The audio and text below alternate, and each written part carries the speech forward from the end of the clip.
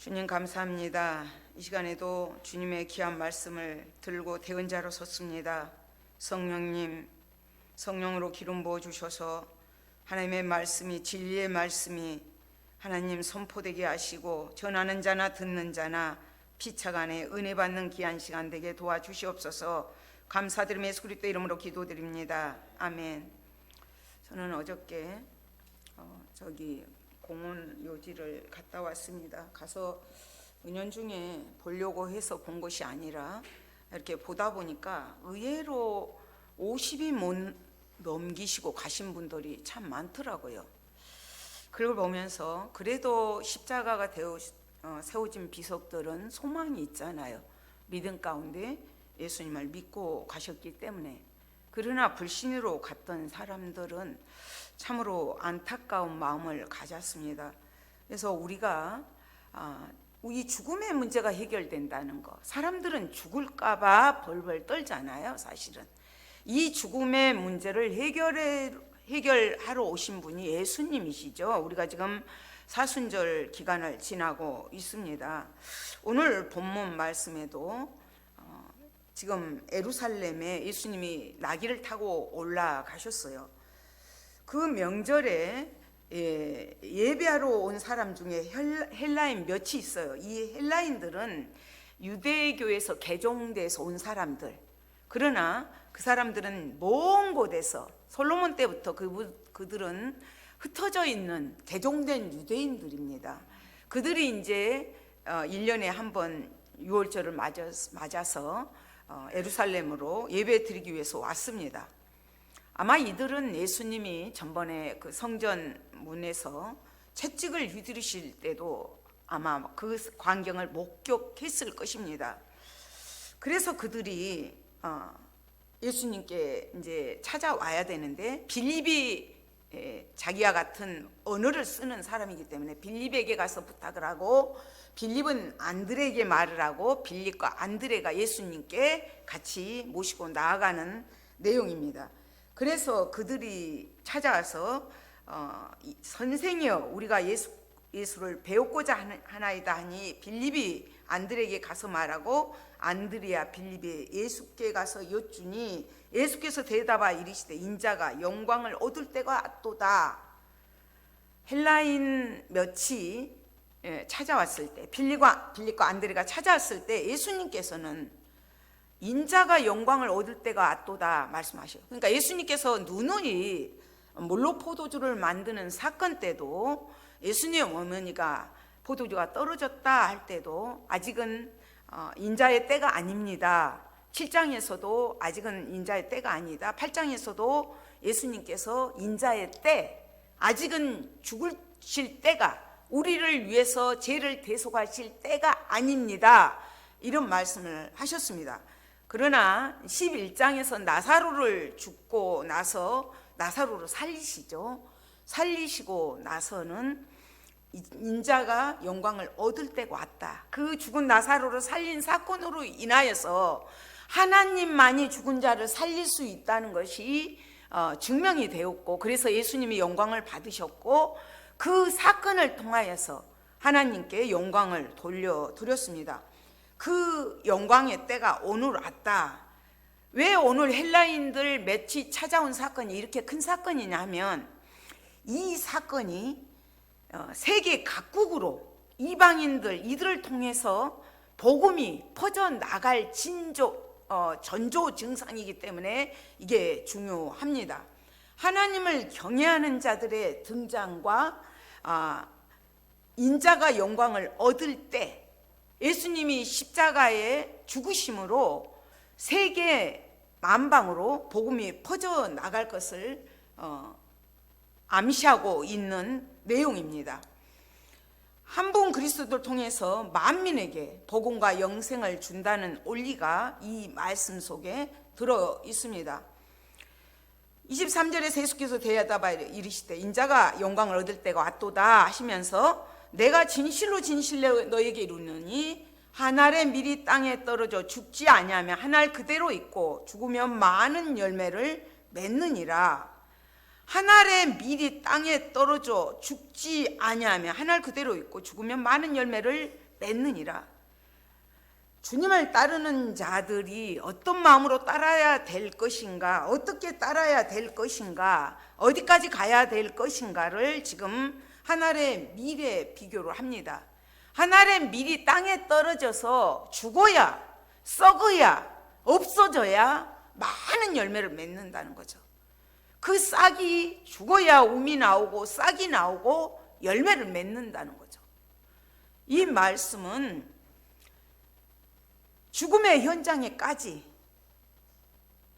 주님을 따르고자 하는 자들, 십자가의 그 현장까지, 죽어지는 그 자리까지라도 가야 된다는 거예요. 그래서 하늘의 밀이 땅에 떨어져 죽어야 한다, 이 말씀하십니다. 예수님이 땅에 떨어져 죽으셨기 때문에 그 결과로 제자들이 믿게 되었고, 제자들을 통해서 또 이 헬라인들을 통해서 세계 만국의 복음이 증거되고 전파되었습니다. 그래서 주님을 따른다는 것은 예수님이 계신 곳, 그 자리가 예수님을 섬기는 자가 있어야 할 자리, 그리고 그곳은 예수님이 하늘의 밀이 떨어져 땅에 죽으신 그 자리, 십자가의 자리죠. 그분의 죽으심으로 맺어진 열매가 예수님 죽음의 자리만이 아니었죠. 죽음으로 끝날 것 같았지만 역사 현장 가운데서 얼마나 그 믿음의 사람들이 핍박을 받고 죽임을 당했어요. 그래도 많은 열매들이 오늘날 맺혀진 것을 볼 수가 있습니다. 우리 역시도 그분의 죽으심으로, 하나님 미랄 되신 예수님의 죽으심으로 우리가 열매를 맺게 된 것이죠. 절대적으로 밀이 죽지 않고 썩지 않고 없어지지 않으면 생산이 없다는 것을 말씀하십니다. 고난 없이 죽음 없이 우리들이 하나님의 그 안전한 의에 이룰 수가 없는 거죠. 그리고 예수님은 의로우신 분이라 그냥도 이 고난을 안 겪고도 가실 수 있는 분이에요. 그러나 썩어야 되기 때문에, 죽어야 되기 때문에 썩으셨다는 거죠. 하나님 미랄이 되셔서 희생을 당하셨습니다. 오늘 우리들의 삶의 태도가 그 주님이 진정 자기를 부인하고 희생하고 순교하고 생명까지라도 내놓았기 때문에 우리가 갈 수 있는 길입니다. 마태복음에서 예수님은 이렇게 말씀하셨어요. 자기 목숨을 잃은 자는 얻을 것이요, 나를 위하여 자기 목숨을 잃는 자는 얻으리라. 예수께서 진리를 가르치시면서 온 인류를 구원할 당신의 죽음이 지닌 성격, 내가 죽어야 된다, 썩어야 많은 열매를 맺는다, 그 죽음의 성격을 말씀을 하십니다. 그리고 오로지 그 죽음을 통해서 그 생명의 길로 갈 수 있는 것을 말씀하시면서 생명을 얻는 방법이 자기의 생명을 미워해야 된다. 자기의 생명을 사랑하는 자는 잃어버릴 것이요, 이 세상에서 자기의 생명을 미워하는 자는 영생하도록 보존하리라. 영생하도록 보존하리라. 힘을 다해서 지켜내라는 거예요. 영생을 위해서 그렇게 지켜나가는 거예요. 영생은 보존되어 가는 거예요. 그러니까 그 어떤 것보다도 영생을, 영원히 사는 그 영생 얻는 일을 우선순위를 두라 이거예요.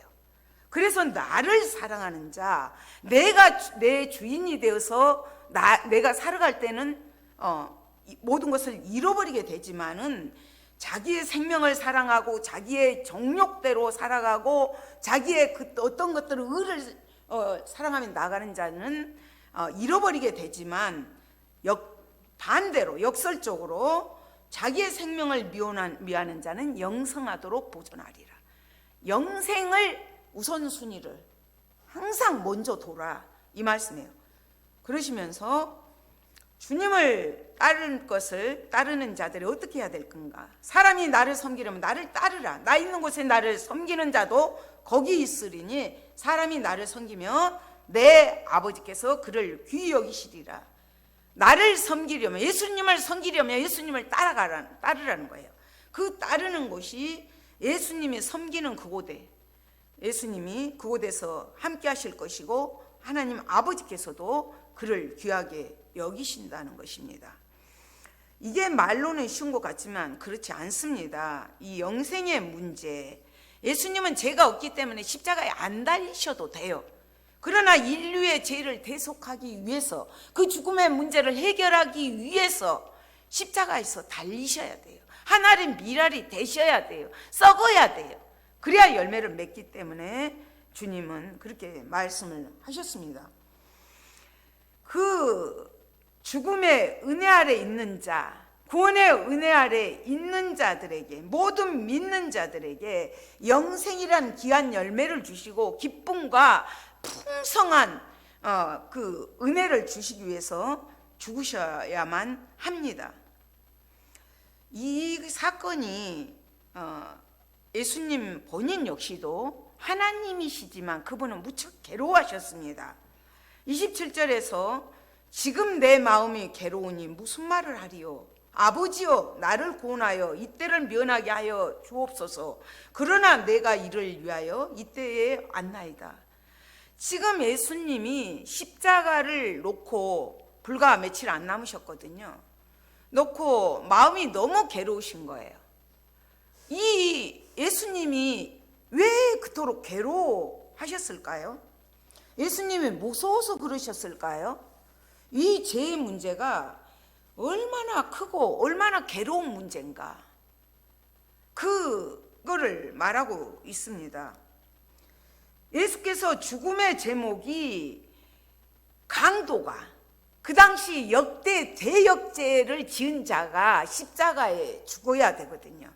십자가에 죽으셔야 되기 때문에 너무 부당하시죠. 예수님으로서는, 죄가 하나도 없으신 분은. 그러나 우리의 죄 때문에 그분은 달려 죽으셔야 했습니다.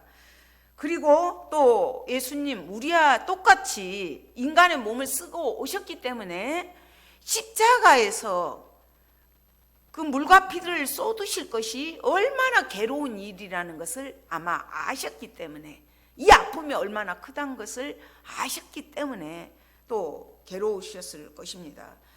그렇지만 예수님은 그 괴로움 속에서도, 그 아픔 속에서도, 그 절정의 달에 계시면서도 예수님이 왜 이 땅에 오셨는가, 그 때가 어느 때인가를 분명히 아셨어요. 인류의 죄를 구속하기 위해서, 구원하기 위해서 그리스도로, 우리의 구세주로, 구원자로 오셨다는 것을 잊지를 않으셨고, 이때 십자가에 달려 죽으실 때, 이 때가 바로 우리를 위해서 죽으실 때라는 것을 밝히 아시면서 너무 괴로워서 하나님 앞에 기도를 합니다. 겟세마네 기도에서도 아버지여, 아버지여, 이 잔을 할 수만 있거든 내게서 옮겨 주시옵소서. 그러나 내 뜻대로 마옵시고 아버지의 뜻대로 되기를 원하나이다. 오늘도 마찬가지예요. 아버지여, 아버지의 이름을 영광스럽게 하옵소서 하시니, 그러니까 그 27절에서 아버지여, 나를 구원하여 이때를 면하게 하여 주옵소서. 그러나 내가 이를 위하여 이때에 왔나이다.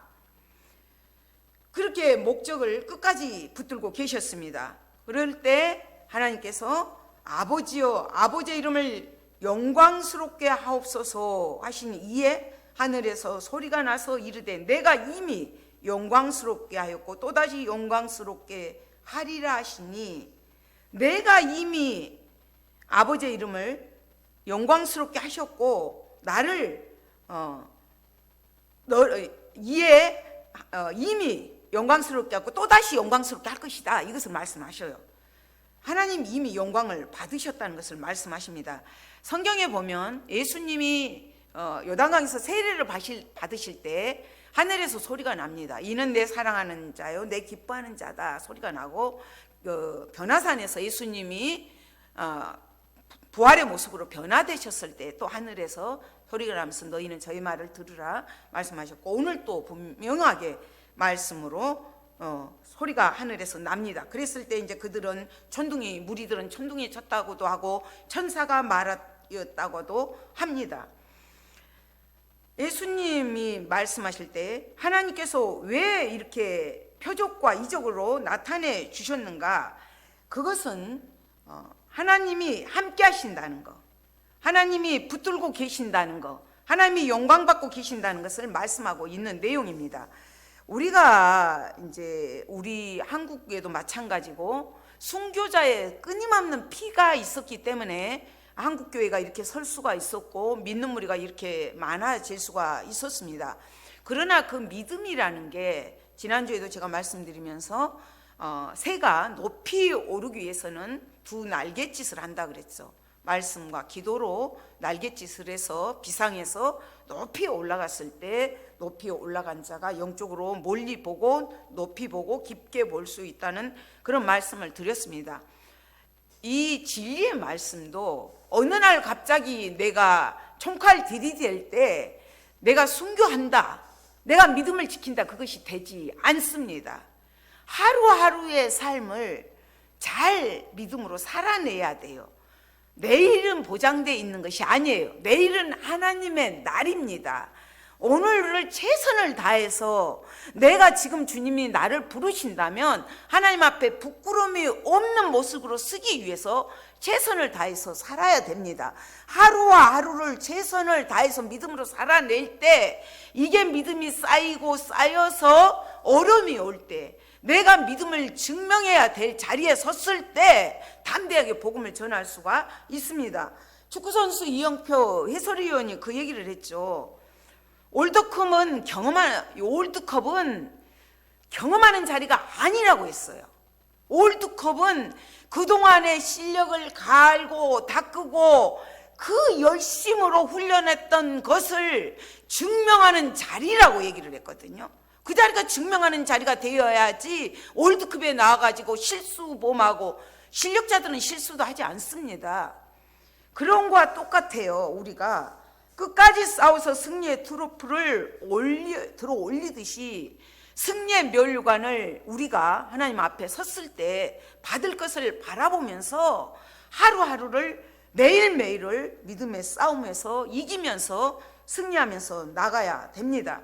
그럴 때 우리가 하나님 앞에 섰을 때 부끄럽지 않고 믿음으로 이길 수가 있습니다. 그렇지만 십자가 없이 고난 없이 주님의 그 영광의 면류관은 없다는 거예요. 고난 없이 얻어지는 것은 없습니다. 훈련을 할 때 그들이 승리의 트로피를 들어올리는 것처럼 믿음도 마찬가지입니다. 하루하루 우리가 믿음으로 잘 살아내야 됩니다. 이것이 우리가 이기는 비결이고 하나님의 앞에 섰을 때 부끄러움이 없는 삶으로 살아갈 수가 있습니다. 그리고 우리가 말씀으로 이렇게 말씀 대신 예수님으로 채워져 있다 할지라도 기도가 받쳐지지 않으면 넘어집니다. 예수님도 나를 따르라 해놓고서 그 삶을 기도로 바꾸시잖아요. 기도. 하나님이신 그분도 어려울 때마다 꼭 하나님 앞에 기도를 하셨어요. 우리가 하나님의 앞에 기도하지 않고는 하나님의 뜻을 분별할 수도 없지만 하나님의 앞에 기도할 때 성령님이 우리 안에 거하심으로 믿음으로 승리할 수가 있습니다. 우리는 원래가 죄인으로 태어났어요. 죄의 성품을 가지고 있습니다. 내가 이겨야지 되지 않습니다. 성령님 도와주십시오. 성령님 오늘 하루도 승리하게 해주십시오. 성령님 오늘도 저를 붙들어 주시고 악에게 지지 않게 해주십시오 하면서 기도로 나가야 됩니다. 예수님 이 큰 십자가를 놓고 주님 앞에 기도했을 때 이렇게 하늘에서 소리가 나면서 표적과 이적이 나타났을 때 예수님께서 말씀하시는 것이 30절에서 예수께서 대답하여 이르시되 이 소리가 난 것은 나를 위한 것이 아니요 너희를 위한 것이다. 예수님은 다 알고 계시잖아요. 그렇지만 너희를 위해서 이 소리가 난 것이다. 이 표적으로 기적으로 너희가 예수님이 하나님이신 것을 하나님의 아들로 오신 것을 알게 하기 위해서 믿게 하기 위해서 소리가 났는데도 이들은 전혀 듣지를 못해요. 전혀 깨닫지를 못해요. 우리가 병 걸렸을 때 하나님 이 병 고쳐주십시오. 낫으면 어떻게 될 것 같지만 진리의 말씀이 그 안에 거하지 않으면 이 유대인들이 끝내는 하나님의 말씀, 예수님의 말씀이 있을 곳이 없어서 그들이 끝내는 예수님을 죽이는 데까지 가잖아요. 그렇게 됩니다. 그래서 우리는 말씀이 채워졌다 해도 또 기도로서 늘 무장을 하면서 성령을 의지하고 나가야 됩니다. 표적과 기적으로는 이들이 깨닫지를 못합니다. 오직 하나님의 말씀으로 채워져야 되는 거죠. 이해도 못하고 그런 그들에게 하늘에서 소리가 나서 이미 영광을 받았다. 또 다시 나를 영광스럽게 할 것이다. 그러니까 예수님께서 십자가의 죽으심으로 다시 부활하셔서 하나님께 온전히 영광을 돌리실 것을 말씀하고 있습니다. 30절에서도 이 소리가 너희를 위한 것이다. 31절에서 이제 이 세상에 대한 심판이 이르렀으니 이 세상의 임금이 쫓겨나리라. 이 세상에 대한 심판이 이르렀으니 이 세상의 임금이 쫓겨나리라. 예수 그리스도께서 자신이 십자가에서 죽으심으로 세상과 하나님을 하나 되게 하시죠. 원수가 됐던 관계를 하나 되게 하실 때 사단이 쫓겨나게 되고 멸망당하게 될 것을 말씀합니다. 그러시면서 내가 땅에서 들리면 모든 사람을 내게로 이끌겠노라 하시니, 이렇게 말씀하시면 자기가 어떠한 죽음으로 죽을 것을 보이심이라. 내가 땅에서 들려야 한다. 니고데모가 밤중에 찾아왔었잖아요. 찾아와가지고 납비요, 어떻게 해야 거듭날 수가 있습니까? 다시 엄마 뱃속에 들어갔다 나와야 됩니까? 했을 때 인자가 들려야 된다, 거듭나야 된다 하시면서 모세가 광야에서 노뱀을 든 것처럼 인자도 들려야 하리라 니모데에게 하셨던 말씀이에요. 모세가 광야길을 가면서 불순종하고 원망하고 불평함으로 불뱀을 놓아서 물게 하셨죠. 그래서 그 대책으로 하나님께서 장대 높은 곳에다 노뱀을 달아 놓으셨어요. 그것을 처담한 본 자는 죽음에서 해방이 되었던 것이죠. 마찬가지로 예수님께서 십자가에 높이 들리셔야만 우리가 예수님이 십자가에 죽으심으로 우리가 그것을 믿을 때 죽음에서 해방됩니다. 구원을 받을 수가 있습니다. 그리고 예수님이 십자가에서 죽으신 것으로 끝나는 것이 아니라 들려야 된다. 하늘로 높이 올라가셔서 부활 승천하실 것까지 말씀하셔요. 그 사건으로 인하여서 예수님의 죽으시고 부활하시고 승천하심으로 인해서 모든 사람들이 내게로 이끌겠노라. 많은 사람들이 예수님 앞으로 나와서 만왕의 왕 만주의 주가 되시는 그분을 섬기고 높이고 그분께 영광 돌려드릴 것을 말씀하십니다. 그렇지만 그 내면에 깔려있는 것은 십자가에서 주님이 어떻게 죽으실 것을 말씀하신 내용이 내포되어 있습니다. 34절에서 이에 무리가 대답하되 우리는 율법에서 그리스도가 영원히 계신다함을 들었거늘 너는 어찌하여 인자가 들려야 하리라 하느냐. 인자가 누구냐?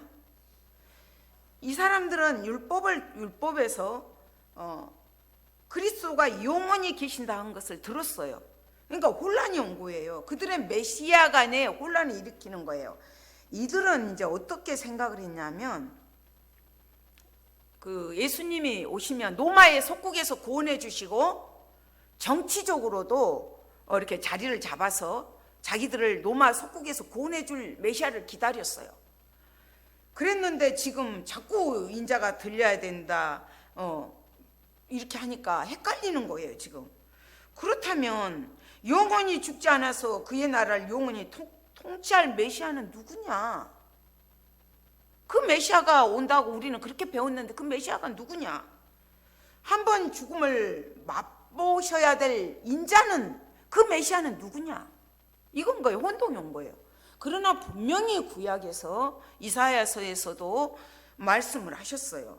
이사야서에서도 그가 찔림은 우리의 허물 때문이요 그가 상함은 우리의 죄악 때문이라. 그가 징계를 받음으로 우리가 평화를 누리고 그가 채찍에 맞음으로 나음을 입었도다. 예수님이 우리 죄를 위해서 죽으실 것을 말씀하셨어요. 그리고 시편 22편에서도 나의 하나님 나의 하나님 어찌하여 나를 버리시나이까.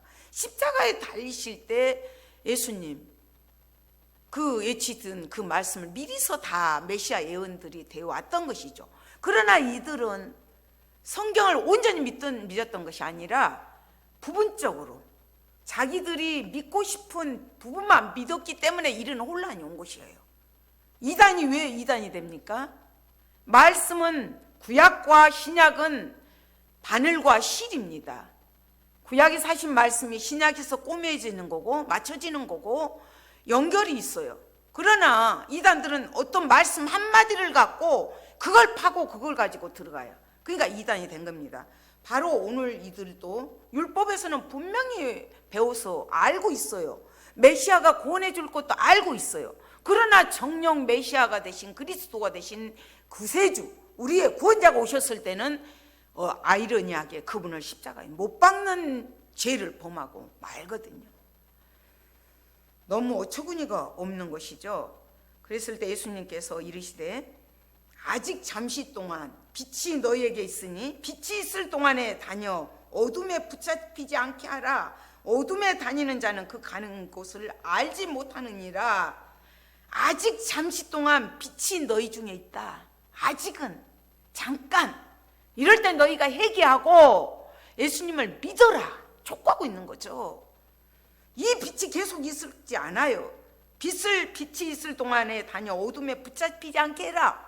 어둠이 생명으로 나오는 것을 가만히 두겠어요? 여러분 교회 나오시기 어렵지 않아요? 사단이 생명의 말씀이 들어가는데 가만히 있나요? 그렇지 않습니다. 우리는 그래서 영적 싸움을 날마다 해야 돼요. 빛이 있을 동안 빛이 뭐예요? 그렇다면 빛이 바로 예수님 자신이십니다. 예수님은 우리의 빛이시고 또 그 빛이 어둠을 뚫고 죽음의 문제를 해결하신 분이죠. 십자가에서 다 이루었다 하실 때도 우리의 모든 죄악의 문제를 해결하신 분입니다. 그러면 어둠은 무엇이에요? 어둠은 내 정욕대로 살아가는 거, 깜깜함으로 살아가는 거. 빛 가운데 살아가는 자들은 갈 길도 알아요. 어디로 갈 것도 알아요. 예수님께서 분명히 그랬거든요.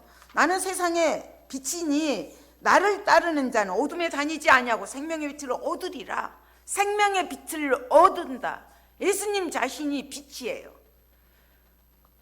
요한복음 11장에서도 사람이 낮에 다니면 실족하지 않는다. 그러나 사람의 성품은 어둠으로 자꾸 가요. 왜 어둠을 좋아해요?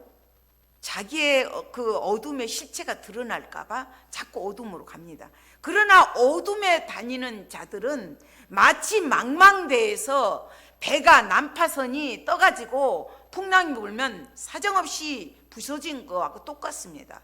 향방도 없고 갈 길도 목적지도 없고 떠다니다가 끝내는 멸망의 길이고 파멸의 길이고 파선의 길입니다. 그 어둠은 사단이 끌고 다니기 때문에, 악한 흑암의 세력들이 끌고 다니기 때문에 어둠에 붙잡히지 않게 해라. 어둠에 다니는 자는 그 길 가는 곳을 알지 못하죠. 우리는 분명히 알고 갑니다. 내가 곧 길이요 진리요 생명이라고 말씀하셨어요. 그 길이 여러 개 있는 게 아니에요. 유일한 길, 유일한 진리, 유일한 생명이신 분이 예수님이셔요. 그분이 참빛이시고 그분이 세상의 빛입니다. 너희에게 아직 빛이 있을 동안에 빛을 믿으라. 그리하면 빛의 아들들이 되리라. 예수께서 이 말씀을 하시고 그들을 떠나가서 숨으시니라.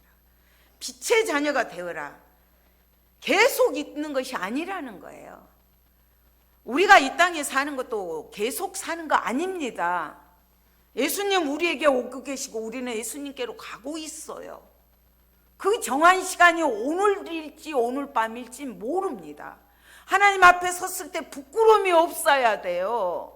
이 죽음의 문제를 해결해 주신 그 주님을 믿기만 하면 되잖아요. 믿기만 하면. 그래서 임종 때 이렇게 부르시면 빨리 가서 복음을 전해야 됩니다. 그 기회를 순간 놓치게 돼요. 여러분의 가족 중에서도 믿지 않는 자들에게 복음을 전해야 됩니다. 그리고 우리는 빛의 자녀로 살아가야 됩니다. 삶의 근원이 빛 대신 그 예수님께 뿌리를 딱 내려야 돼요. 그래야 시냇가에 심은 나무가 시조를 쫓아 가시를 맺고 사시작절 푸르름을 잃지 않고 살아가는 것처럼 그런 풍성한 삶을, 기쁨의 삶을, 열매 있는 삶을 살아갈 수가 있다고 말씀하십니다.